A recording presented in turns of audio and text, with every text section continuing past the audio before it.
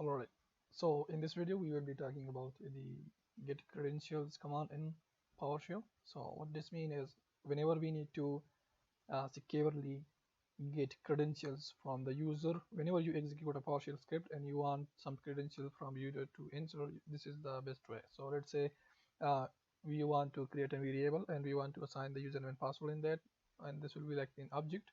And whenever we want to execute some commands that requires username and password credentials, then we can pass this object as a parameter. So to get credentials, we can use the get credential. Like if I come here and type get credentials, and if I hit enter, it's going to prompt us to enter the username and password.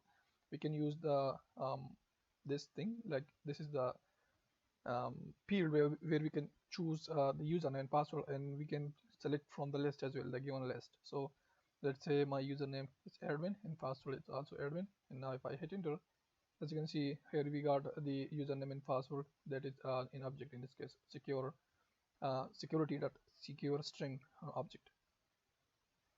So we can assign this to a variable, like let's say creds. And now if I hit enter, let's say admin and admin, and now we will have those credentials in the creds of a variable. So it has username and password. Now by default, it provides the default message and field for username and password and the default prompt. So we can customize this as well. Like if I close this, let's come to the VS Code editor, and now here I type get credentials, and if I press control space, as you can see, these are the flags that we can pass to this, like the message. So instead of the default message, we can pass like enter your username and password.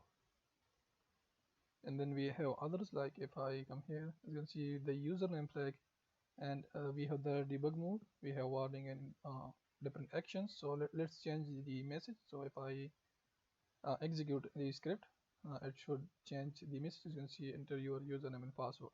Now we will be using this in the next videos, where we will be sending an email, executing commands on remote systems, as well as getting connection to a remote um, PowerShell session, like getting remote session of a system or a server.